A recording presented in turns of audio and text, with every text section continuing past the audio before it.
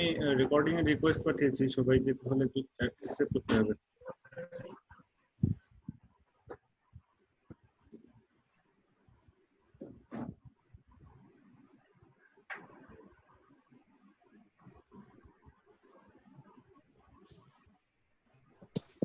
ওকে, শোনা যাচ্ছে? শোনা যাচ্ছে কি? হ্যাঁ, শোনা যাচ্ছে। আচ্ছা, শোনা যাচ্ছে। হ্যাঁ, সৌমিত্র। হ্যাঁ হ্যাঁ, ওকে, ঠিক আছে। সরি, আসলে আমাদের আজকে একটু দেরি হয়ে গেছে। আসলে আপনি কি ছোট একটা মানে ইন্ট্রোডাকশন দেন সবার কাছে? একটু ক্ষমা প্রার্থনা করতে হবে, আমারই দোষ আসলে। আপনি কি বলবেন? হ্যাঁ, আমি বুঝতে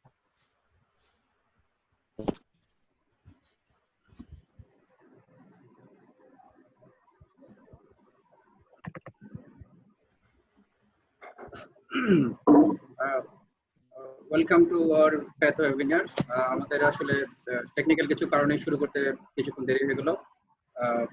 সম্ভবত গুগল মিটটা পরিচিত না হওয়ার কারণে বা টেকনিক্যাল কোনো প্রবলেমের কারণে শুরু করতে দেরি হলো। যাই হোক, আমরা এই জন্য খুবই দুঃখিত।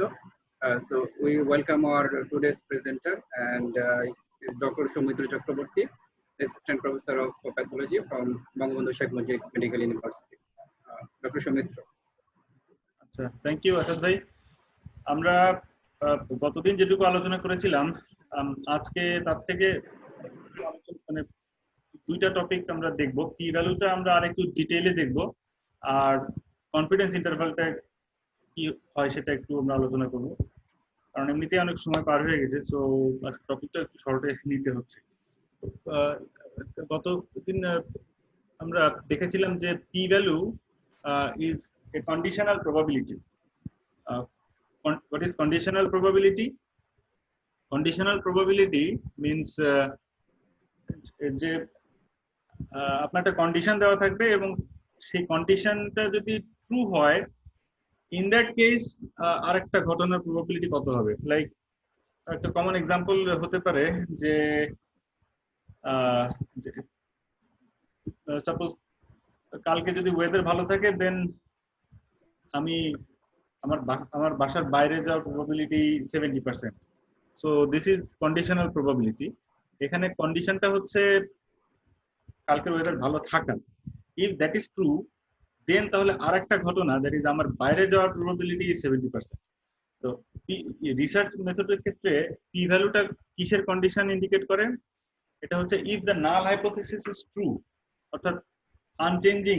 নাল হাইপোথিসিস মিন্স আনচেঞ্জিং হাইপোথিসিস, যেটা ডিফল্ট বেসিক, সেইটা যদি ট্রু হয়, তাহলে আমার অবজারভেশন থেকে যে রেজাল্টগুলো আমি পেয়েছি, এই রেজাল্টগুলো ট্রু হওয়ার প্রবাবিলিটি কত পার্সেন্ট, সেটা হচ্ছে কন্ডিশনাল প্রবাবিলিটি। এটাই হচ্ছে গিয়ে পি ভ্যালু। এখানে কন্ডিশনটা হচ্ছে নাল হাইপোথিসিস, আর প্রবাবিলিটিটা হচ্ছে যে যে অবজারভেশন বা যে রেজাল্ট আমি পেয়েছি, যে ডেটা পেয়েছি, এই ডেটাটা ট্রু হওয়ার প্রবাবিলিটি কত। তো এই এই বেসিক আইডিয়াটা আমাদেরকে খেয়াল রাখতে হবে। তো একটা এক্সাম্পল হিসেবে এখানে আমরা দেখতে পারি, একটা এক্সাম্পল হিসেবে আমরা এখানে দেখি যে আমাদের এই টেবিলটা আমরা কতদিনে দেখেছিলাম, আজকে আর একটু ভালোভাবে জিনিসটা খেয়াল করি। এখানে একটা স্টাডি করা হয়েছে যেখানে এন্ডোস্কোপি হয়নি এরকম একটা গ্রুপ আছে, এন্ডোস্কোপি হয়েছে এরকম একটা গ্রুপ আছে। দুইটা গ্রুপের পেশেন্ট আছে। তো এই দুইটা গ্রুপের পেশেন্টের মধ্যে কিছু ভেরিয়েবল তারা মেজার করবে, কিছু কম্পেয়ার করবে। কিন্তু কম্পেয়ার করার আগে তাদেরকে এমন ভাবে পেশেন্ট গ্রুপ দুইটা নিতে হবে যাতে করে এই দুইটা গ্রুপের মধ্যে কোনো কনসিডারেবল ডিফারেন্স না থাকে, কারণ বেজ লাইনটাই সমান হওয়া লাগবে দুইটা গ্রুপে। দেন তারা কিছু প্যারামিটার দেখবে পরে। তো সেটার জন্য তারা এখানে আর কি কিছু পেশেন্ট প্যারামিটার নিয়েছে, যেমন মেল কত পার্সেন্ট, তারপরে এজ, মিন এজ কত, স্প্লিনোমেগালি কত পার্সেন্ট পেশেন্টের আছে, অর্গান স্পেসিফিক কত, ইমিউনিটি কত পার্সেন্ট পেশেন্টের আছে, এই ধরনের কিছু প্যারামিটার তারা এখানে নিয়েছে। এখানে আমরা সবগুলোতে না দেখে একটা পার্টিকুলার প্যারামিটার আমরা একটু খেয়াল করি, যেমন এজ। তো আমরা আগে দেখেছিলাম যে হচ্ছে হাইপোথিসিস মানে নাল হাইপোথিসিস হওয়ার জন্য বেসিক বা ডিফল্ট হওয়া লাগবে, আর হাইপোথিসিস হতে হলে সার্বিকভাবে আর কি দুইটা ভেরিয়েবলের মধ্যে এরকম একটা রিলেশনশিপ থাকতে হয় যে X is greater than Y, less than Y, equal to, not equal to, এই টাইপের এরকম 6টা রিলেশনশিপের মধ্যে কোনো একটা হইতে হয়। এইখানে একটা নাল হাইপোথিসিস এর প্রত্যেকটা লাইনে আছে, যতগুলা পি ভ্যালু আপনি দেখবেন, যতগুলা জায়গায় পি ভ্যালু দেখবেন ততগুলা নাল হাইপোথিসিস আপনার আসলে থাকবে। মানে যত স্টাডির একটা মেইন নাল হাইপোথিসিস এবং মেইন অল্টারনেটিভ হাইপোথিসিস থাকতে পারে, বাট এই মেইনটা ছাড়া আরো ইমপ্লিসিট বা অন্তর্নিহিত বা বলে দেওয়া থাকে না, সব কথা তো বলে দিতে না, বুঝে নিতে হয়। এরকম ধরনের নাল হাইপোথিসিস, অল্টারনেটিভ হাইপোথিসিস যত জায়গায় পি ভ্যালু বের করা হবে তত জায়গাতেই থাকবে। এরকমের প্রত্যেকটা লাইনই যেরকম একটা করে পি ভ্যালু আসছে। তো ডক্টর সৌমিত্র, হ্যাঁ, স্ক্রিনে শুধু স্ক্রিনে প্রথম স্লাইডটাই দেখাচ্ছে, তুমি কি স্লাইড চেঞ্জ করছো? শুধু পি ভ্যালু এ কন্ডিশনাল প্রবাবিলিটি এই স্লাইডটাই দেখাচ্ছে, ফার্স্ট স্লাইডে। তুমি কি ওইটার উপরেই কথা বলছো? না, তারপরে তো চেঞ্জ হয়েছে, এখন কি চেঞ্জ আসছে? এখন চেঞ্জ আছে। আচ্ছা, P value example 1 is it? হ্যাঁ, আচ্ছা আচ্ছা, হ্যাঁ, ওকে, কন্টিনিউ। ঠিক, তো এখানে আমরা স্লাইড 20। হ্যাঁ হ্যাঁ, এখানে একটা পি ভ্যালু এক্সাম্পল 1, এখানে পেশেন্ট ক্যারেক্টারিস্টিক্স নিয়ে একটা স্লাইড দেখতে পাচ্ছেন সবাই? আর শোনার সময় আনমিউট করব। আচ্ছা, এখানে একটা এক্সাম্পল দেখতে পাচ্ছেন সবাই? আচ্ছা, আসাদ আপনি দেখতে পাচ্ছেন? আপনি দেখতে পেলে আমি ধরে নেব যে অন্যরা দেখতে পাচ্ছে, ঠিক আছে? P value example 1। হ্যাঁ, তো এখানে এখানে দুইটা পি ভ্যালু এক্সাম্পল 1। গ্রুপের মধ্যে যে কম্পেয়ার করা হয়েছে একটা টেবিলে, দেখেন যে হচ্ছে এই টেবিলে 4টা ক্যারেক্টারিস্টিকের পি ভ্যালু ডান পাশে দেওয়া আছে, 4টা।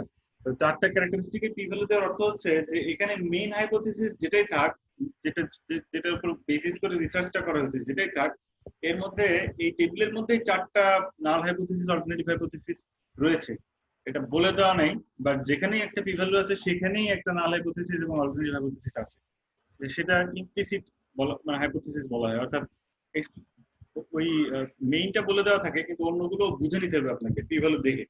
তো ফর এক্সাম্পল এখানে দুইটা গ্রুপের মধ্যে শুরুতেই কোনো ডিফারেন্স আছে কিনা সেটা দেখে নেওয়া হচ্ছে, কারণ শুরুতেই ডিফারেন্স থাকলে এটাকে বেসলাইন ধরা যাবে না, দুইটা গ্রুপকে কম্পারেবল ধরা যাবে না, কারণ কিছু ক্যারেক্টারিস্টিক্স এর মধ্যে ডিফারেন্স নাই, এটার উপর বেসিস করে আরো কিছু ক্যারেক্টারিস্টিকের মধ্যে ডিফারেন্স আছে, এভাবে আগাইতে হয়। তো বেসলাইনটা এস্টাবলিশ করার জন্য এটা পি ভ্যালুটা দেখা হচ্ছে। কিন্তু এখানে যদি লক্ষ্য করে দেখেন 4টা পি ভ্যালু আসছে, তো তার মধ্যে একটাকে আমরা মানে কম্পেয়ার করার জন্য জাস্ট একটাকে নেই। এখন চেঞ্জ হয়েছে স্লাইডটা? চেঞ্জ হয়েছে কি? চেঞ্জ আছে, হ্যাঁ, চেঞ্জ, হ্যাঁ, ওকে। তো এখানে দেখেন যে এই যে মধ্যে দুইটা গ্রুপ, এন্ডোস্কোপি এবং নন এন্ডোস্কোপি গ্রুপের মধ্যে কম্পেয়ার করা হচ্ছে, এদের মধ্যে ইয়ে আছে কিনা। তাহলে আমরা নাল হাইপোথিসিসের কিছু ফরম্যাট করেছিলাম যে হচ্ছে এটা x equals to y, x is not equal to x equals to y, x is greater than, less than ইত্যাদি, এরকম বিভিন্ন ফরম্যাটে হতে হবে মানে সেটা অল্টারনেটিভ হোক বা নাল হোক। তো এই ক্ষেত্রে আসলে একটা ইমপ্লিসিট নাল হাইপোথিসিসের প্রত্যেকটা লাইনে আছে। আমরা এইজেরটা যদি শুধু ধরি তাহলে এইজের ক্ষেত্রে সেই ইমপ্লিসিট নাল হাইপোথিসিসটা হচ্ছে there is no difference between average age of two groups, ঠিক আছে? এটা হচ্ছে কি ইমপ্লিসিট নাল হাইপোথিসিস। আর পি ভ্যালুটা বলছিলাম কি, যে এটা নাল হাইপোথিসিস ট্রু হওয়ার সাপেক্ষে, অর্থাৎ ওই কন্ডিশনটা ট্রু হওয়ার সাপেক্ষে অবজারভেশনটাও ট্রু হওয়ার প্রবাবিলিটি। তাহলে আমার কিন্তু অবজারভেশনটা কিন্তু ইকুয়াল কি, একটা গ্রুপে 45.3 আর একটা গ্রুপে এভারেজ এজ হচ্ছে 49.6 ইয়ার্স, তাহলে ইকুয়াল তো হলো না।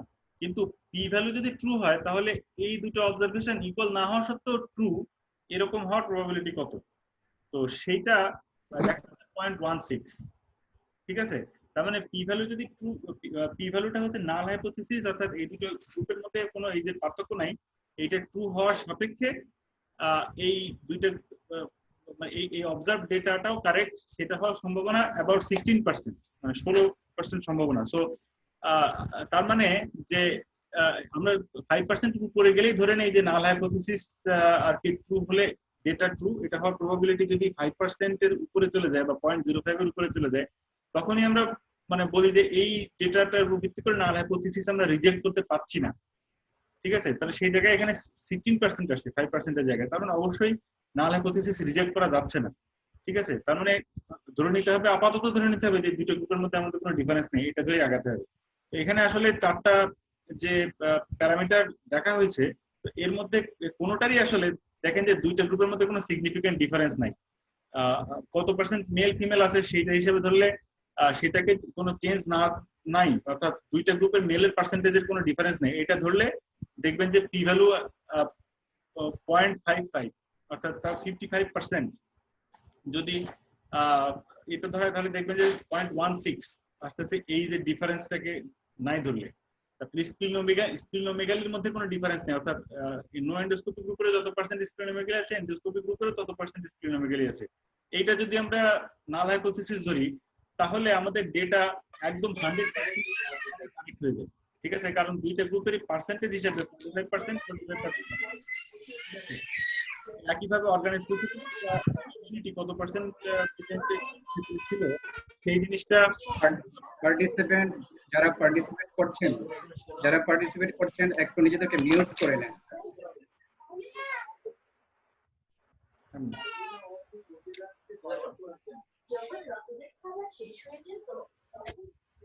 আচ্ছা, তাহলে আমরা এখানে অর্গান স্পেসিফিক অটোইমিউনিটিটা দেখতেছি যে 80 অটোইমিউনিটির পার্সেন্টেজ দুইটা গ্রুপের মধ্যে যদি কোনো ডিফারেন্স নাই ধরে নিই, দ্যাট ইজ নাল হাইপোথিসিস, তাহলে 80% চান্স থাকে যে হচ্ছে আমার অবজার্ভ ডেটাটা কারেক্ট হবে। ঠিক আছে, কারণ এসেনশিয়ালি দুটো গ্রুপের মধ্যে ডিফারেন্স নাই। আমরা সবসময় পি ভ্যালুটাকে সিগনিফিকেন্ট মানে 5% এর নিচে রাখার চেষ্টা করি, কারণ তাহলে নাল হাইপোথিসিস টাকে আমরা রিজেক্ট করতে পারি। কিন্তু কখনো কখনো স্টাডিতে আমাদের নাল হাইপোথিসিস এটাকে রিজেক্ট না করতে পারাটা জরুরি হয়, যেমন এই ক্ষেত্রে, কারণ এটা বেসলাইনে দুটো গ্রুপের ডিফারেন্স থাকলে তখন স্টাডি বাকি কাজটা করা যাবে। এসব ক্ষেত্রে কিন্তু আবার নাল হাইপোথিসিস আর কি মানে রিজেক্ট মানে হলে সমস্যা এসব ক্ষেত্রে। আচ্ছা, তারপরে আমরা এরপরে আরেকটা এক্সাম্পলে যাই, ইভালুয়েট এক্সাম্পল। এখানে খেয়াল করে দেখেন যে হচ্ছে কোভিড-19 নিউমোনিয়াতে মর্টালিটি দেখা যাচ্ছে, নতুন স্লাইডে দেখা যাচ্ছে এক্সাম্পল 2।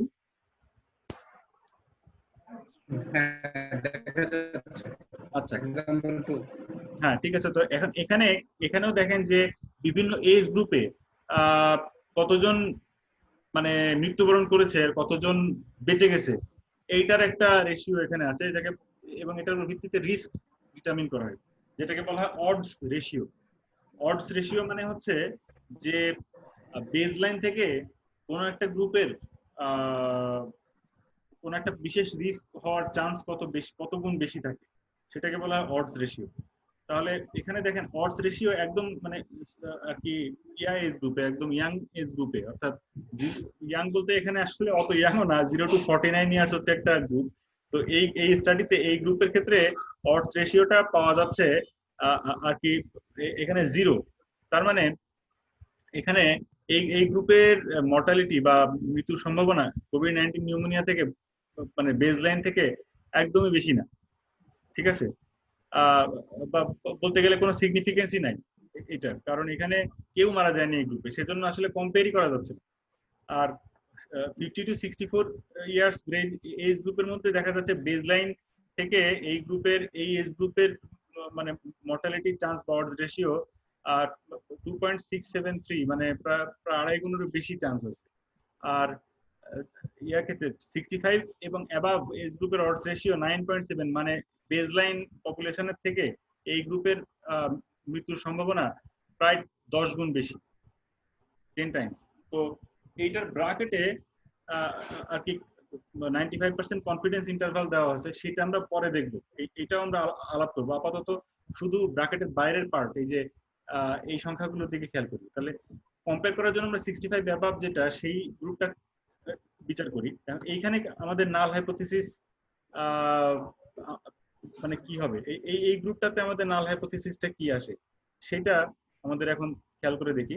এইখানে নাল হাইপোথিসিসটা হচ্ছে যে কোনো এডিশনাল মর্টালিটি রিস্ক নাই 65 অ্যাবাভ এই গ্রুপে, এটা আমাদের নাল হাইপোথিসিস। কারণ এটা হচ্ছে কি আমাদের বেসিক যে স্ট্যাটিস্টিক্স মানে বেসলাইন সেইটার সাথে কোনো ডিফারেন্স নাই, সেটাই আমরা নাল হাইপোথিসিসে ধরি। তো এখানেও নাল হাইপোথিসিসে ধরে নেওয়া হচ্ছে যে কোনো এডিশনাল মর্টালিটি রিস্ক নাই। এখন এডিশনাল মর্টালিটি রিস্ক না থাকা মানে আর কি, না থাকা মানে হচ্ছে যে অডস রেশিওর ভ্যালু 1 এর কম মানে সমান বা তার কম হওয়া, এটা হচ্ছে কি কোনো এডিশনাল রিস্ক না থাকা বোঝায়। তাহলে এটা আমাদের ইমপ্লিসিট নাল হাইপোথিসিস, এবং এটা আমাদের ওই হাইপোথিসিসের ফরম্যাটে তো পড়েছে। 6টা ফরম্যাটের মধ্যে একটা ফরম্যাট এরকম যে একটা ভেরিয়েবলের থেকে আর একটা লেস দ্যান ইকুয়াল টু হতে পারে। এই 6টা হাইপোথিসিসের ভ্যালিড ফরম্যাটের বাইরে গেলে হাইপোথিসিস হিসেবে গ্রহণযোগ্য না। তো সেই ফরম্যাটের মধ্যে তো পড়ছে যে ods ratio less than equals to 1, এই এটা তো x is less than equals to y এই ফরম্যাটে পড়েছে। এই নাল হাইপোথিসিসটা যদি ট্রু হয়, অর্থাৎ বেসলাইন থেকে কোনো ডিফারেন্স নাই, এটা যদি ট্রু হয়, তাহলে আমাদের পি ভ্যালুটা মানে কত আসবে, অর্থাৎ তাহলে আমাদের অবজার্ভ ডেটা, অর্থাৎ কোনো বেসলাইন থেকে ডিফারেন্স নাই এটা ধরে নিলে আমাদের অবজার্ভ ডেটা এটাও কারেক্ট হওয়ার মানে ডেটাটা কারেক্ট হওয়ার সম্ভাবনা খুবই কম থাকে, মানে 0.001 আর কি, অর্থাৎ 0.1%, 0.1%-এরও কম সম্ভাবনা থাকে এই এই ডেটাটা ট্রু হওয়ার। তার মানে নাল হাইপোথিসিসে ধরে নেওয়া হচ্ছিল বেসলাইন থেকে মর্টালিটি ডিফারেন্স নাই, কিন্তু আমরা পি ভ্যালুটা পাচ্ছি যে এত কম যে আমরা নাল হাইপোথিসিসটাকে আর রাখতে পারছি না। কারণ নাল হাইপোথিসিসকে সত্য ধরলে আমার ডেটা ভুল হয়, ডেটা মানে কারেক্ট হওয়ার চান্স এত কমে যায় যে আমি তখন নাল হাইপোথিসিসটাকে আর রাখতে পারি না। সেজন্য এখানে নাল হাইপোথিসিস রিজেক্ট করতে হচ্ছে, রিজেক্ট করে আমাকে অল্টারনেটিভ হাইপোথিসিসটার উপরে জোর দিতে হচ্ছে। যদিও অল্টারনেটিভ হাইপোথিসিস অ্যাকসেপ্টেড সেটা বলা যাবে না, জাস্ট আমাদের অল্টারনেটিভ হাইপোথিসিসটাকে ধরে নিয়ে এখন কাজ করতে হবে আপাতত। তো এখন এই নাল হাইপোথিসিস এই কারণে রিজেক্টেড হচ্ছে যে এটাকে ট্রু ধরে নিয়ে আমি যে পি ভ্যালু পেলাম সেই পি ভ্যালুটা এত কম যে হচ্ছে মানে আমার ডেটাটাই তখন আর গ্রহণযোগ্য থাকে না। তাহলে নিশ্চয়ই নাল হাইপোথিসিসটাই আমার এখন রিজেক্ট করতে হবে, কারণ ডেটা তো আমি রিজেক্ট করতে পারতেছি না, ঠিক আছে এই মুহূর্তে। এই কারণে এখানে নাল হাইপোথিসিসটা মানে সিগনিফিকেন্ট হচ্ছে যে, এবং সিগনিফিকেন্ট ভ্যালু কাটটা আগেই বলেছি যে এটা 0.05 ধরা হয়। আর এই দুটো এক্সাম্পল থেকে আশা করি কিছুটা ক্লিয়ার আপনারা মানে হয়েছেন। আমি তারপরেও নাল হাইপোথিসিস এবং পি ভ্যালু সম্পর্কে বেশ কিছু মিসকনসেপশন আছে, সেটা আমি এর পরের স্লাইডে একটু শো করব। তো এইখানে দেখতে পাচ্ছেন যে পি ভ্যালু সম্পর্কে বেশ কিছু ভুল ধারণা আমাদের মধ্যে আছে, অনেকের মধ্যেই আছে। তো সেই ভুল ধারণাগুলো থেকে আমরা বেরিয়ে আসি। আগের দুটো এক্সাম্পল চিন্তা করেন, আগেই বলেছি এটা কন্ডিশনাল প্রবাবিলিটি। তাহলে পি ভ্যালুটা কি? পি ভ্যালু এটা কিন্তু নাল হাইপোথিসিস ট্রু হওয়ার প্রবাবিলিটি না। নাল হাইপোথিসিস সত্যি হওয়ার সম্ভাবনা কত, that is not P value. P ভ্যালুটা হচ্ছে নাল হাইপোথিসিস যদি ট্রু হয়, ওটা ধরে নিলাম ট্রু, ধরে নিচ্ছি যে ট্রু, তাহলে আমার ডেটাটাও ট্রু, সেইটার প্রবাবিলিটি কত। তার মানে এটা দুই ধাপে হচ্ছে, কিন্তু প্রথমে ধরে নিচ্ছি নাল হাইপোথিসিস যদি ট্রু হয়, দেন আমার ডেটা যেটা আসছে সেইটাও ট্রু হওয়ার সম্ভাবনা কত। এটা কিন্তু নাল হাইপোথিসিস ট্রু হওয়ার প্রবাবিলিটি নয়। এই ভুলটা আমরা অনেকেই করি, ঠিক আছে। তারপরে নেক্সট হচ্ছে যে এটা কোনোভাবেই অল্টারনেটিভ হাইপোথিসিস ট্রু কিনা সেটার প্রবাবিলিটি ইন্ডিকেট করে না। ফর এক্সাম্পল, নাল হাইপোথিসিস একটা পি ভ্যালু আসলো সাপোজ 0.03 বা 3%। তো এটা যেমন মানে নাল হাইপোথিসিস আর কি, যেরকম মানে 3% বললে সেটা নাল, পি ভ্যালু 3% বললে এটা যেরকম নাল হাইপোথিসিস ট্রু হওয়ার প্রবাবিলিটি 3% সেটা ইন্ডিকেট করে না, ঠিক একইভাবে আপনি যদি এখন বলেন যে 3%, তাহলে 100% থেকে 3% বাদ দেই, তাহলে 97%। তার মানে আপনি বলতে চাচ্ছেন যে পি ভ্যালু 0.03, তার মানে হচ্ছে অল্টারনেটিভ হাইপোথিসিসের প্রবাবিলিটি 97%, তাও ইন্ডিকেট করে না। আসলে নাল হাইপোথিসিস ট্রু হলে ডেটা কারেক্ট হওয়ার প্রবাবিলিটি ইন্ডিকেট করে এটা। আর অল্টারনেটিভ হাইপোথিসিসের প্রবাবিলিটি কত সেটা পি ভ্যালু দেখে জীবনেও বোঝা যাবে। পি ভ্যালু অল্টারনেটিভ হাইপোথিসিস সম্পর্কে এই ট্রু হওয়ার প্রবাবিলিটি সম্পর্কে কিছুই বলে না, জাস্ট এটুকুই বলে যে যদি খুব কম হয় প্রবাবিলিটিটা, তাহলে অল্টারনেটিভ হাইপোথিসিসকে ধরে কাজ চালানো যেতে পারে, এটুকুই। কিন্তু সেটা ট্রু কিনা বা কত পার্সেন্ট সম্ভাবনা সেসব সম্পর্কে কিন্তু পি ভ্যালু কোনো কিছু বলে না, এটা আনরিলেটেড পি ভ্যালুর সাথে। আচ্ছা, আর অল্টারনেটিভ হাইপোথিসিসের প্রবাবিলিটি কত এটা বের করার জন্য আলাদা টেকনিক আছে, পি ভ্যালু না, সেটা খুব কমপ্লিকেটেড স্ট্যাটিস্টিক্যাল ব্যাপার, সেগুলো সাধারণত আমাদের বায়োমেডিক্যাল রিসার্চ আমরা ইউজ করি না। আচ্ছা, আর এটার সিগনিফিকেন্স লেভেল যে 0.05 এর নিচে ধরা হয়, এটা সিম্পলি এটা ধরলে সোশ্যাল এবং মেডিকেল সায়েন্সে কাজ করতে সুবিধা হয়, সেজন্য এটা একটা আরবিটারি কাট অফ। এই 0.05 এটা কোনো মানে বিশাল গবেষণা করে বের করা হয়নি, জাস্ট এটা আমরা আগের ক্লাসে মডেল সম্পর্কে আলাপ করেছিলাম যে মডেলিং স্ট্রং, কিন্তু কোন কোন মডেল হচ্ছে ইউজফুল। তো যে মডেলে আমাদের কাট অফ ভ্যালু 0.05 ধরলে কাজ করতে সুবিধা হয় সেটাকে ইউজফুল মডেল, এটা বারবার দেখা গেছে, জন্য বুঝছি। তার মানে কিন্তু তার মানে মানে এটা একটা ধ্রুব সত্য বা কোনো কিছু, এটা একটা useful cut off, arbitrary cut off 0.05। অন্যান্য ডিসিপ্লিনে ওরকম কোনোরকম কিছু করে আর কি, ইভেন মেডিকেল সায়েন্সেও অনেক সময় 0.1 কেও ধরে কাট অফ, কখনো কখনো 0.01 কে ধরে কাট অফ, সেটা সিচুয়েশনের উপর ডিপেন্ড করবে। তবে জেনারেলি 0.05 কে ধরা হয়, কারণ এটা মোরলেস ইউজফুল, কিন্তু এর পিছনে কোনো প্রমাণ নেই যে হচ্ছে মানে কাজ করতে সুবিধা হয় এটুকু পর্যন্ত এর ভ্যালিডিটি বাস। তারপর এটা পি ভ্যালু, দুইটা পি ভ্যালু কিন্তু কম্পেয়ার করা যায় না। একটা স্টাডির পি ভ্যালু আরেকটা স্টাডির পি ভ্যালু থেকে বেশি বা কম আসছে, তাতে করে আগের স্টাডিটা পরের স্টাডি থেকে বেশি বা কম সিগনিফিকেন্ট, এইটা করা যায় না। কোন একটা পি ভ্যালু শুধুমাত্র সেই হাইপোথিসিসের মধ্যে সীমাবদ্ধ, একটা পি ভ্যালুর সাথে আরেকটা পি ভ্যালুকে গুলানো যায় না, কম্পেয়ার করা যায় না। এই ভুলটা কিন্তু আমরা অনেক সময় করি, ঠিক আছে? যেমন একটা পি ভ্যালুর একটা স্টাডিতে বেশি আসছে আর একটা কম আসছে, তাতে করে ওই দুটো স্টাডির মধ্যে পার্থক্য মানে সিগনিফিকেন্সের পার্থক্য আছে এরকম বোঝা যায় না, সেটার জন্য অন্যান্য স্ট্যাটিস্টিক্যাল টেস্ট আছে, পি ভ্যালু এটার মেজারমেন্ট না। If two different studies have the same p value, that does not mean they are equally significant. If p value of one study is less than the p value of another study, that does not mean that the results of the first study is more significant than that of the second one. ঠিক আছে? এইগুলো হচ্ছে কি P value সম্পর্কে আমাদের কিছু misconception, সেটা থেকে আমরা আশা করি এখন বেরোতে পারবো। আচ্ছা, তো এটা হচ্ছে ইভান ইসার এর একটা বিখ্যাত উক্তি। উনি বলছিলেন যে স্ট্যাটিস্টিক্স হচ্ছে একমাত্র বিজ্ঞান যেটা একই ডেটা সেট, একই তথ্য থেকে বা একই ফিগার থেকে ভিন্ন ভিন্ন এক্সপার্ট যেটাতে ভিন্ন ভিন্ন কনক্লুশন আসেন। তো ঠিকমতো ইউজ না করলে এটা হতেই পারে আর কি, মানে ঠিকমতো বুঝে যদি স্ট্যাটিস্টিক্স ইউজ না করা হয়। আচ্ছা, আর পি ভ্যালু ইন্টারপ্রিটেশনের একটা জেনারেল রুল এখানে একটু শো করা হয়েছে। তো এটা যে সবসময় ফলো করতে হবে এমন কোনো কথা নেই, এটা আমি আগেও আমরা উল্লেখ করেছি। আচ্ছা, এখন কিভাবে পি ভ্যালুটা আসলে ইউজ করা হয় একটা স্টাডিতে, বা পি ভ্যালুটা আসে কোত্থেকে, কি করে? তো আগেই আমরা খেয়াল করেছি যে পি ভ্যালু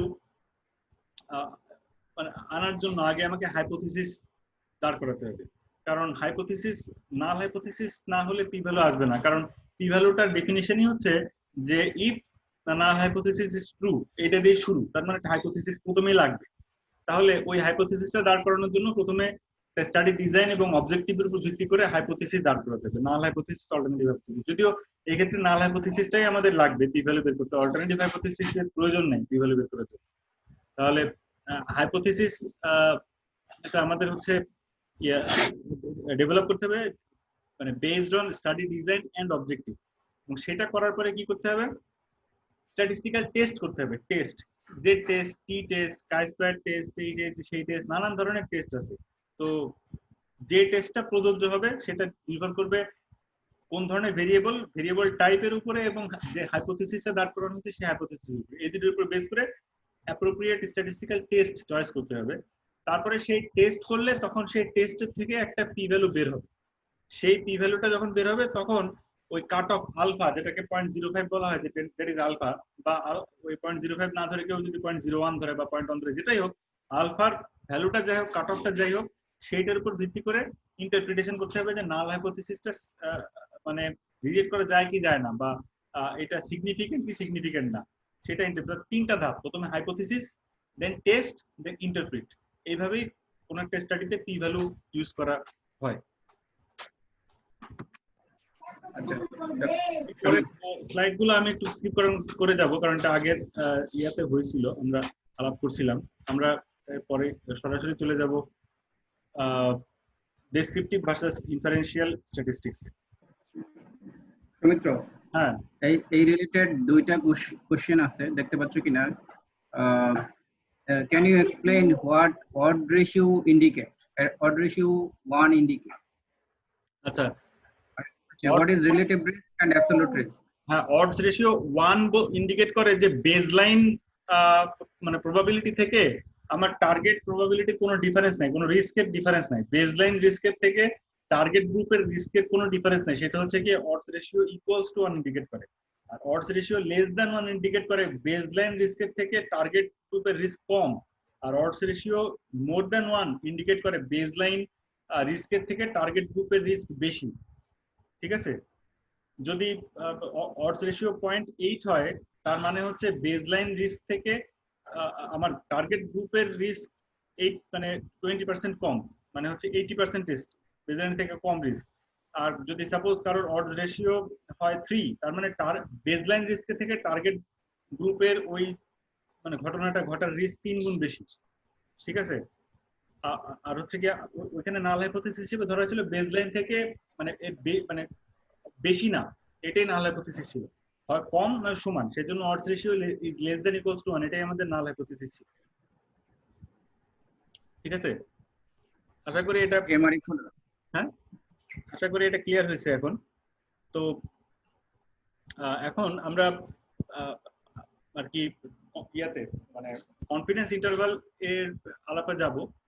সেটার জন্য আমাদের কিছু ছোটখাটো ব্যাকগ্রাউন্ড নলেজ এখানে লাগবে।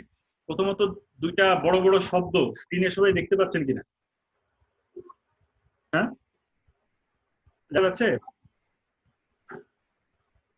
হ্যালো, দুইটা বড় শব্দ দেখা যাচ্ছে, একটা ডেসক্রিপটিভ, একটা হচ্ছে ইনফারেন্সিয়াল। দেখা যাচ্ছে, দেখা যাচ্ছে। হ্যাঁ, ঠিক আছে।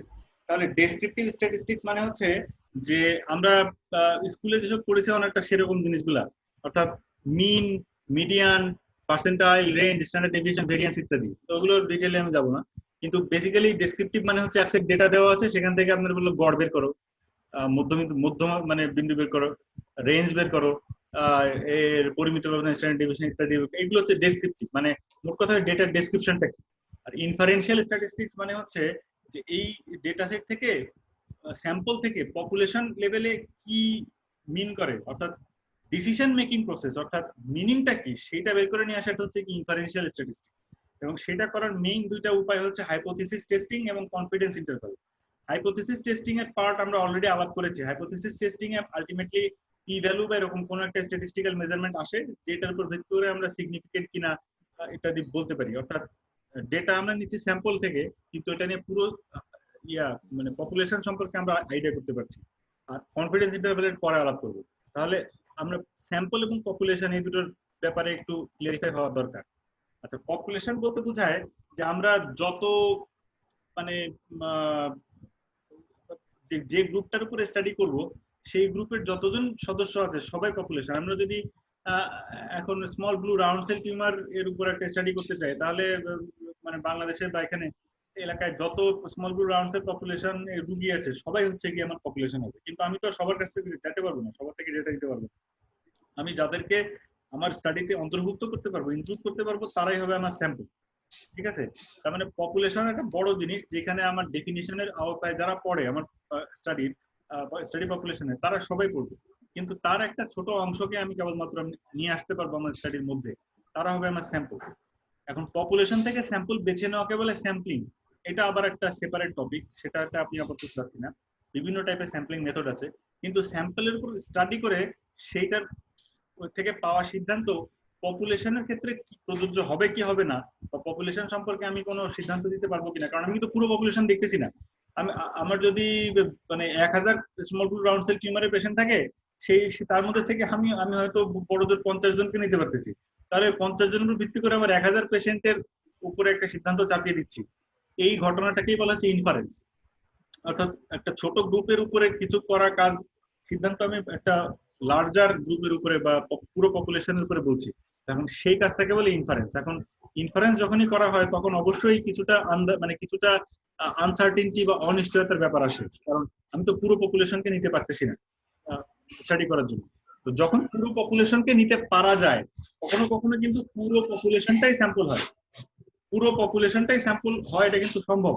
আপনারা সবাই সেটার সাথে পরিচিত, সরকার কিন্তু 10 বছর পর পর এটা করে, 10 বছর না 11 বছর। সেটার নাম কি কেউ একজন বলতে পারবেন? আদমশুমারি। হ্যাঁ আদমশুমারি। হ্যাঁ, আদমশুমারি। এটাকে বলে সেন্সাস। সেন্সাস বলে। সেন্সাস। হ্যাঁ।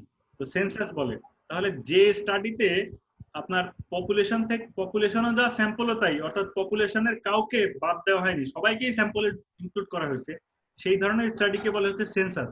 ঠিক আছে?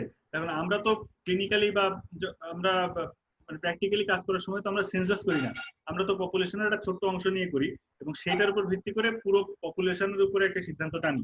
সেটা হচ্ছে কি মানে তখন এই পপুলেশন থেকে স্যাম্পল বেছে নেওয়াটাকে বলে স্যাম্পলিং, আর স্যাম্পলের উপরে পাওয়া তথ্যগুলা পপুলেশনের উপরে প্রযোজ্য হবে কি হবে না বা কতখানি যাবে সেই রকম একটা এস্টিমেট করাটাকে বলা হচ্ছে ইনফারেন্স। এবং সেটাই হচ্ছে ইনফারেন্সিয়াল স্ট্যাটিস্টিক্স। আগে যেটা বললাম, ইনফারেন্সিয়াল স্ট্যাটিস্টিক্স করার একটা উপায় হাইপোথিসিস টেস্টিং, যেখান থেকে পি ভ্যালু আসে, আর একটা উপায়, মেইন উপায় হচ্ছে কি কনফিডেন্স ইন্টারভ্যালের মাধ্যমে বলা। তাহলে সেই জিনিসটাই আমরা এখন আসবো।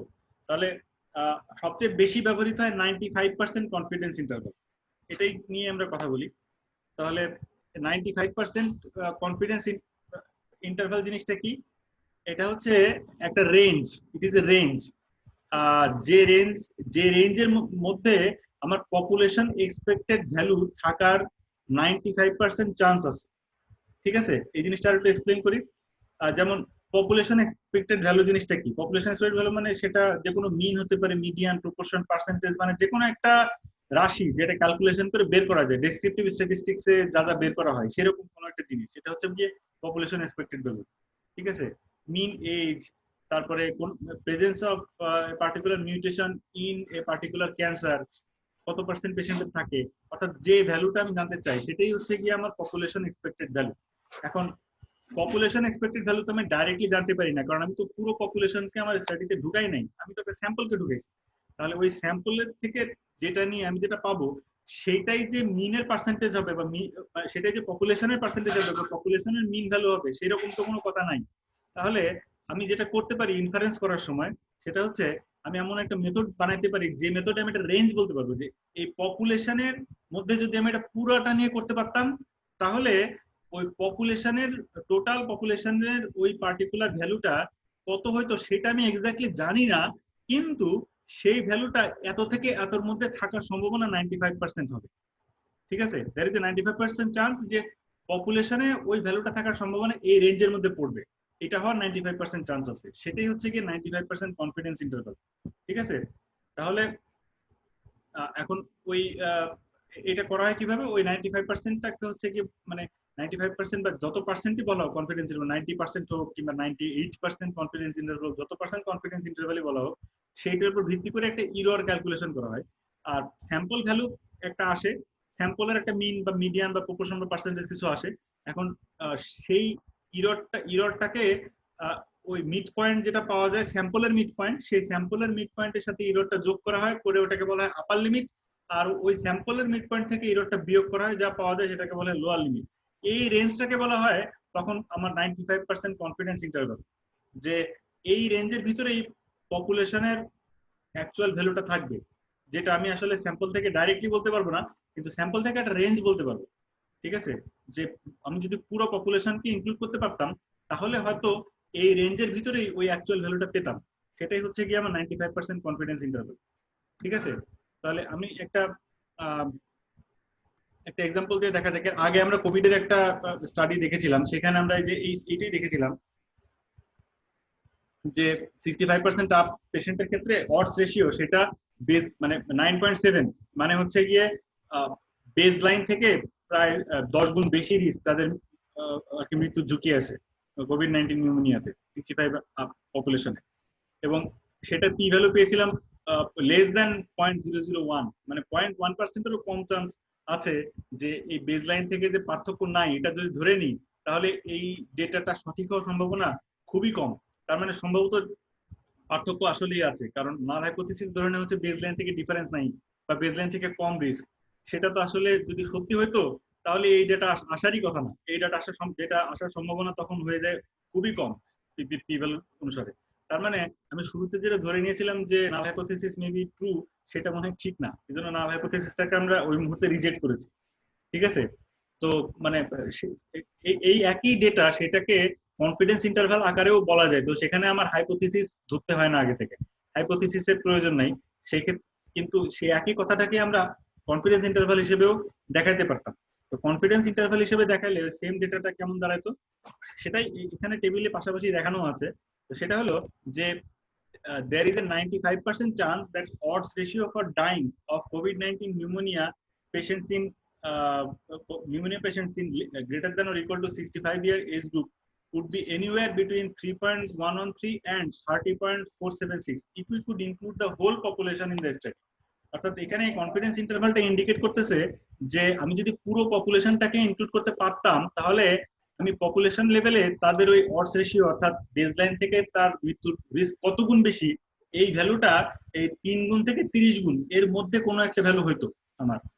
এইটুকু আমি বলতে পারতেছি এইটা হওয়ার 95% চান্স আছে এই রেঞ্জের ভিতরেই থাকার পপুলেশনে। যেহেতু আমি পুরো পপুলেশনকে ইনক্লুড করতে পারি নাই, আমি এই জন্য একটা ফিক্সড ভ্যালু বলতে পারতেছি না। কিন্তু আমি এটুকু বলতে পারি কনফিডেন্স ইন্টারভ্যাল ক্যালকুলেশন করে, যে ফিক্সড ভ্যালু বলতে না পারি, আমি একটা রেঞ্জ বলতে পারি যে রেঞ্জের ভিতরে অ্যাকচুয়াল পপুলেশনের অডস রেশিওটা থাকবে বা প্যারামিটারটা থাকবে যেটা। এবং এটা আমি কতখানি শিওর হয়ে বলতে পারি সেটা হচ্ছে 95% শিওর হয়ে বলতে পারি যে এটা পুরো পপুলেশনটাকে নিতে পারলে এর ভিতরেই থাকতো, তার 95% চান্স আছে। এটা হচ্ছে কি কনফিডেন্স ইন্টারভ্যাল। আচ্ছা, এখন আর একটা এক্সাম্পল এখানে দেই। যেমন এখানে ইউএসএ তে প্যাথোলজিস্টরা একটা সিঙ্গেল স্লাইড দেখে বিভিন্ন ব্রেস্ট ক্যান্সারের ক্যাটাগরি ডিটারমাইন করেন। তো এই ডিটারমিনেশনের ক্ষেত্রে একটা স্ট্যান্ডার্ডের সাথে যদি কম্পেয়ার করা হয়, মানে এই কম এবং তাদের কিন্তু স্ক্রুটিনি হয়, অর্থাৎ তাদের একটা কোয়ালিটি কন্ট্রোল মেজার আছে। সেই কোয়ালিটি কন্ট্রোল অনুসারে তাদেরকে কিন্তু ওই স্লাইডগুলো রিচেক হয়। ঠিক আছে? টুডে অর টুমরো ইউএসএ তে আপনি প্র্যাকটিস যদি করেন তাহলে দেখবেন যে ওখানে আপনি যে ডায়াগনোসিস দিয়েছেন সেটা আরো আবার রিচেক হচ্ছে। তো এখন সেই রিচেক বিভিন্ন টাইপের ডিজিজে কিন্তু রিচেক হওয়ার রেট একরকম না। বিনাইনে মানে স্লাইড রিচেক হওয়ার চান্স, ম্যালিগনেন্ট স্লাইড রিচেক হওয়ার চান্স থেকে সেম না, ডিফারেন্ট হবে। তো একটা স্টাডিতে দেখা গেছে যে যদি একটা স্লাইডে হচ্ছে মানে বিনাইন উইদাউট এটিপিয়া এরকম একটা ডায়াগনোসিস যদি কোনো একটা স্লাইডে কোনো প্যাথোলজিস্ট দেন, তাহলে তার সেটা আবার রিচেক হওয়ার মানে সম্ভাবনা না, মানে এরকম হলে রিচেক মানে হইতে পারে 96 to 97% ক্ষেত্রে, এবং সেইটা হওয়ার 95% চান্স আছে। ঠিক আছে? এটা আসলে পার্সেন্টেজ আর কি। কিরকম এখানে 95% কনফিডেন্স ইন্টারভালটা আসছে 96.7 to 97.4 আসছে। তার মানে কোন একটা pathology there is a 95% chance that 96.7% to 97.4% of the breast slides seen by a US pathologist and diagnosis benign without ATPA will be verified by the authority. ঠিক আছে? তার মানে এখানে কেউ একজন যদি, এটা একটা স্যাম্পলের উপর করা হয়েছে কিন্তু পুরো পপুলেশনের উপরে যদি ডেটাটা অ্যাপ্লাই করা যেত তাহলে দেখা যাবে যে কেউ একজন যদি এই ডায়াগনোসিসটা দেয় বিনাইন উইদাউট এটিপিয়া ব্রেস্ট একটা স্লাইড দেখে, তাহলে সেইটা আবার রিচেক বা ভেরিফাই হওয়ার আর কি চান্স থাকবে 96 থেকে 97%, মানে 96.7 থেকে 97.4% এর মধ্যে। এবং এই চান্সটা যে পপুলেশন লেভেলে এই রেঞ্জের ভিতরেই থাকবে সেইটা হওয়ার সম্ভাবনা 95%। ঠিক আছে? যেহেতু আমরা পুরো এই স্টাডিতে মানে সব প্যাথোলজিস্টকে ইনক্লুড করা হয়নি, র্যান্ডমলি কিছু প্যাথোলজিস্টকে ইনক্লুড করা হয়েছে। ঠিক আছে? অর্থাৎ পপুলেশন আর স্যাম্পল এখানে ইকুয়াল না, পপুলেশন থেকে স্যাম্পলটা ছোট। তো যাই হোক, এটা হচ্ছে গিয়ে কনফিডেন্স ইন্টারভ্যালের আরেকটা এক্সাম্পল। তো কনফিডেন্স ইন্টারভ্যালটা আমরা কিভাবে মানে এস্টিমেট করি সেটা জানার আগে কনফিডেন্স ইন্টারভ্যাল সম্পর্কে কিছু মিসকনসেপশন থেকে আমরা একটু বের হয়ে আসার চেষ্টা করি। যেমন এটা কিন্তু মানে এটা একটা স্টাডি বা রিসার্চার, এটা এমন কোনো রেঞ্জ না যেটাতে স্টাডি বা রিসার্চার 95% কনফিডেন্ট, সেটা কিন্তু না। যে হচ্ছে 95% কনফিডেন্স এর একটা রেঞ্জ, যে আপার লিমিট লোয়ার লিমিট থেকে আপার লিমিটের মধ্যে একটা থাকলো, কিন্তু এটা মানে এই না যে ওই রিসার্চার তার ওই ফাইন্ডিং এর ব্যাপারে 95% কনফিডেন্ট, ব্যাপারটা তা বোঝায় না। এটা ইন্ডিকেট করছে যে ওই পুরো পপুলেশনকে ইনক্লুড করে নিলে অ্যাকচুয়াল ভ্যালুটা যেটা পাওয়া যেত সেইটা এই রেঞ্জের ভিতরে থাকার সম্ভাবনা 95%। এর মানে এই না যে রিসার্চার 95% কনফিডেন্ট বা স্টাডি 95% কনফিডেন্ট। নামটা একটু মিসলিডিং, কনফিডেন্স ইন্টারভাল কনফিডেন্সের সাথে সম্পর্কিত না এটা। তারপর এই এটা অনেক সময় অনেকে মনে করে এটা 95% ডেটা কভার করে এই রেঞ্জটা, কিন্তু আসলে সেটাও না। এই ডেটা কতখানি কভার করলে সেটার সাথেও রিলেটেড না। এটা একটা পপুলেশন লেভেল এস্টিমেট, এটা একটা স্যাম্পল লেভেলের জিনিস না। কনফিডেন্স ইন্টারভাল বললেই বুঝতে হবে যে এটা স্যাম্পল থেকে পাওয়া ডেটার উপর ভিত্তি করে আমি পপুলেশনে কি পাওয়া যেতে পারতো সেইটা মানে এস্টিমেট করার চেষ্টা করছি। অবশ্যই এটা সবসময় পপুলেশন লেভেলে চিন্তা করতে হবে, স্যাম্পল লেভেলে না, যদিও ডেটাটা স্যাম্পল লেভেল থেকে নেওয়া। আর যদি কেউ পুরো স্যাম্পলের সবাইকে ইনক্লুড করতে মানে পুরো পপুলেশনের সবাইকে ইনক্লুড করতে পারে, তাহলে তো তার কনফিডেন্স ইন্টারভাল ক্যালকুলেশন করার দরকারই নাই, কারণ সেখানে তো সে রেঞ্জ দরকার নেই, সে তো একটা স্পেসিফিক ভ্যালুই পেয়ে যাবে। ঠিক আছে? আচ্ছা, আর এটা বিভিন্ন মানে স্টাডির মধ্যে ডিজাইনের ডিফারেন্স থাকলে কম্পেয়ার করা যায় না। পি ভ্যালু যেরকম একেবারে কম্পেয়ার করা যায় না, কনফিডেন্স ইন্টারভালও এরকম একটা স্টাডি থেকে আরেকটা স্টাডি তখনই কম্পেয়ার করা যাবে যখন দুইটা স্টাডির ডিজাইন এবং পপুলেশনটা মিলবে, আদারওয়াইজ কম্পেয়ার করা যায় না কনফিডেন্স ইন্টারভাল একটা স্টাডির সাথে আরেকটা স্টাডি। আচ্ছা, in general, if an observed result is statistically significant at 0.05, then the null hypothesis should not fall within the 95% confidence interval. Generally, যদি একটা statistically significant result পাওয়া যায়, তাহলে সেটা মানে নাল হাইপোথিসিসের মানে সেই কনফিডেন্স ইন্টারভ্যালটার মধ্যে সেই নাল হাইপোথিসিসের ভ্যালুটা পড়ার কথা না। যদিও এটা সবসময় কারেক্ট না, কিন্তু দুইটার মধ্যে একটা রিলেশনশিপ আছে, পি ভ্যালু এবং মানে এটা প্র্যাকটিক্যালি কাজ করতে করতে আরো বোঝা যাবে। তবে দুইভাবেই প্রকাশ করা যেতে পারে, কিন্তু কনফিডেন্স ইন্টারভ্যালের জন্য তখন হাইপোথিসিস ইউজ করা লাগে না, এটা একটা ব্যাপার। এই জন্য ডেসক্রিপটিভ স্টাডিতেও এটা ইউজ করা যায় কনফিডেন্স ইন্টারভ্যাল। আচ্ছা, অ্যানালিটিক তো করাই যাবে। তারপরে 95% হচ্ছে most commonly use confidence interval, কিন্তু সেটার ব্যাপারে স্পেশাল কিছুই নাই। যেমন পি ভ্যালুর কাট অফ বা আলফাকে 0.05 ধরা হয়েছে, কিন্তু এটা স্পেশাল কিছু না। ঠিক সেরকম কনফিডেন্স ইন্টারভ্যাল যে 95% হবে তা না, এটা 90% ধরে অনেকে কাজ করে, অনেকে 99% ধরে কাজ করে। সেই অনুযায়ী ইররের মানটা চেঞ্জ হবে বা রেঞ্জটা বাড়বে কমবে, কারণ যত বড় কনফিডেন্স ইন্টারভ্যাল, যত বেশি কনফিডেন্স ইন্টারভ্যাল নিব, তাহলে আমার রেঞ্জ বড় করতে হবে, কারণ আমি পপুলেশন লেভেলের ডেটাকে আরো ইনক্লুড করতে চাচ্ছি। তাহলে আমার 95% কনফিডেন্স ইন্টারভ্যাল যতখানি রেঞ্জ বলবে, ওই একই স্টাডি 99% কনফিডেন্স ইন্টারভ্যাল তার থেকে বড় রেঞ্জ ইনক্লুড করবে। আবার ওই একই স্টাডি 90% কনফিডেন্স ইন্টারভ্যালটা হবে 95% কনফিডেন্স ইন্টারভ্যালের থেকে ছোট, যেহেতু ওই রেঞ্জটা পপুলেশন প্যারামিটারকে ধারণ করার চান্সটা কমায় দিলাম, তার মানে ন্যারো রেঞ্জ নিলেই চলতেছে। তাহলে কনফিডেন্স ইন্টারভ্যাল যত বাড়ানো যায় তত হচ্ছে রেঞ্জটা আসলে তত বাড়ে। ঠিক আছে, কারণ তত পপুলেশনকে আমরা ইনক্লুড করতে হয়। ঠিক আছে, আমরা একদম শেষে চলে আসি, এটা আজকের লাস্ট স্লাইড। তো এই যে কনফিডেন্স ইন্টারভ্যাল কিভাবে মানে ইউজ করতে হয়, সেটা হচ্ছে প্রথমে আমার একটা এক্সপেক্টেড ভ্যালু লাগবে। এখন এক্সপেক্টেড ভ্যালু এটা স্টাডি টু স্টাডি ভ্যারি করবে। কোথাও এক্সপেক্টেড ভ্যালু হতে পারে একটা পার্সেন্টেজ, কোথাও হতে পারে একটা মিন, কোথাও হতে পারে একটা অডস রেশিও, যেটা যেখানে হয় আর কি। তো এটা এক্সপেক্টেড ভ্যালুটা সেন্ট্রাল টেন্ডেন্সি অনুসারে মেজার করতে হবে। অর্থাৎ কোন এক সেট ডেটা, সেটা সেন্ট্রাল ভ্যালুটা কেমন আসবে সেটাকে বলা হচ্ছে সেন্ট্রাল টেন্ডেন্সি। অর্থাৎ এক সেট ডেটাকে যদি এক জায়গায় করেন, তাহলে দেখবেন যে মোস্ট অফ দ্য ডেটা তারা তাদের মাঝামাঝি ভ্যালুর ডেটা অনেক বেশি পাওয়া যাচ্ছে। নর্মাল ডিস্ট্রিবিউশনে আমরা মেনলি কাজ করি, সেখানে এটা ভালোভাবে বোঝা যায়। তো ওই মাঝামাঝি থাকা ডেটা, সেটা মিন হতে পারে, সেটা একটা পার্সেন্টেজ হতে পারে, সেটা একটা অডস রেশিও হতে পারে, প্রপোর্শন হতে পারে, একটা যাই হোক, সেটা আমাকে আগে ধারণ করতে হবে যে কি বের করব। তারপরে আমাকে বের করতে হবে ওইটা ইরর, মানে ওই যে পার্সেন্ট কনফিডেন্স ইন্টারভ্যাল আপনি যত পার্সেন্ট বের করবেন সেইটা অনুসারে ফর্মুলা থাকবে, সেই ফর্মুলার অনুসারে আপনি একটা ইরর পাবেন, অর্থাৎ কতখানি স্প্রেড করে আছে, অর্থাৎ রেঞ্জের আপার লিমিট লোয়ার লিমিটটা আমি কিভাবে নিব, ইরর থেকেই তো নিব। ওই পার্সেন্টেজ অনুসারে ইররটা ক্যালকুলেট করতে হবে, যেটা আপনার ডেটা ডিসপারশন, অর্থাৎ ডেটা কতখানি স্প্রেড করে আছে, অর্থাৎ মিড পয়েন্ট থেকে সবচেয়ে ছোট ডেটা সবচেয়ে বড় ডেটা কতদূর পর্যন্ত যায় জেনারেলি, এর একটা আইডিয়া দেয় এই ডিসপারশনটা। তো সেই ইররটা ক্যালকুলেট করতে হবে। তারপরে এই আর কি এই ইররটা ক্যালকুলেট করার পরে তখন ইন্টারপ্রিটেশনে যেতে হবে আপনার, যে এই এক্সপেক্টেড ভ্যালু মানে এই রেঞ্জটা প্লাস মাইনাস জিরোর, প্লাস জিরোর হচ্ছে আপার লিমিট, মাইনাস জিরোর হচ্ছে লোয়ার লিমিট, সেইটাতে আর কি পপুলেশন লেভেলে কতটুকু আপনার থাকে। তো সেই সেটা থেকে আপনি মানে পপুলেশন লেভেলের ইন্টারপ্রিটেশনে যেতে হবে, ওটাই আপনার ইনফারেন্সিয়াল স্ট্যাটিস্টিক্স। ঠিক আছে?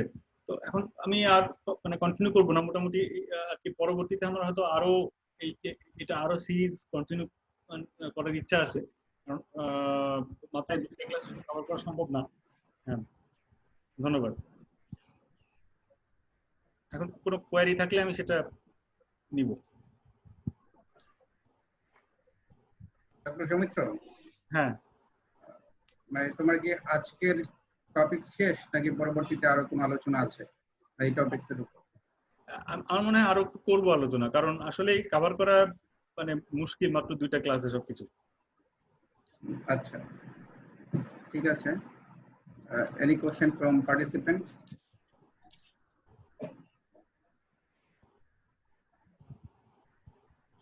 নাফিসা বিদিন কথা, কমেন্ট, নিড মোর ক্লাসেস। হ্যাঁ, আরো ক্লাস লাগবে আসলে, ঠিকই বলছো, আমি একদম।